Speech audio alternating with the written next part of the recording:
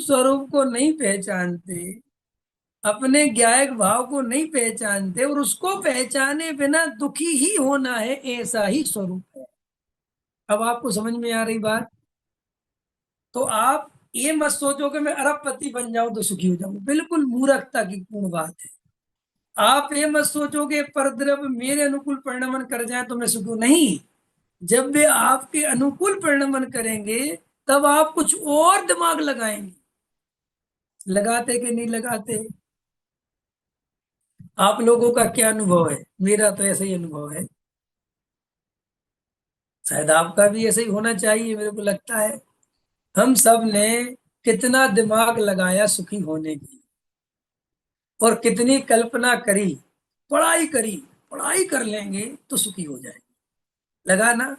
पढ़ाई कर ली लेकिन सुख नहीं मिला। फिर तुरंत एक बात आ गई दिमाग में, अगर अच्छी नौकरी मिल जाए तो सुखी हो जाए। फिर दिमाग में आ गई, मकान बन जाए तो सुखी हो जाए। किराए के मकान में तो भाई साहब बहुत दुख है। ये आपको लगता है कि हर चीज में आपको लगेगा, क्योंकि आपको पता ही नहीं है आत्मा के भान बिन आपको दुखी ही रहना है। और मिथ्यात्व हमें ये संदेशा देता रहता है, ये खबर भेजता रहता है कि तुम्हारे दुख का कारण पर द्रव्य है। वो ये नहीं कहता कि तुम आत्मा को नहीं जानते, ये तुम्हारे दुख का कारण है।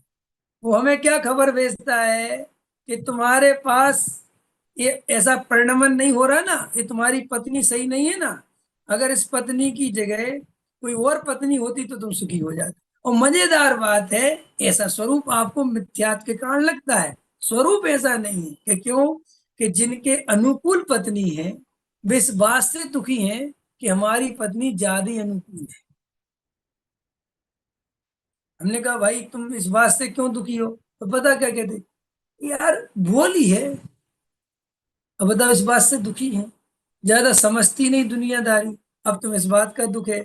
और जिसकी ज्यादा समझती है वो इस बात से दुखी है कि जो बहुत ज्यादा समझती है।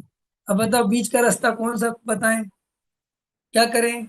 किसी का लड़का पढ़ने लिखने में होशियार है तो वो कुछ काम ऐसे भी करता है कि उससे आप परेशान होते हो।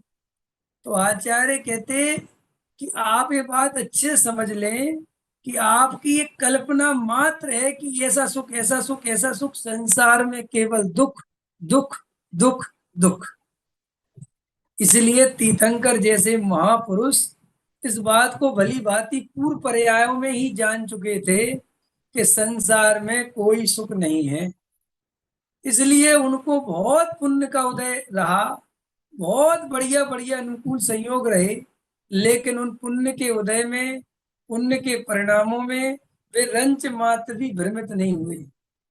उन्होंने एक सेकंड के लिए भी ज्ञायक की दृष्टि नहीं छोड़ी, आत्म श्रद्धा नहीं छोड़ा, वेद ज्ञान नहीं छोड़ा, तत्व निर्णय नहीं छोड़ा, आत्म श्रद्धा नहीं छोड़ा। इसलिए सम्यक दृष्टि बने रहे, और कुछ ही समय में वेद ज्ञान के बल से वैराग आ गया, दीक्षा लेके अपने स्वरूप में रम गए और अनंत काल के लिए सिद्धों में शामिल हो गए।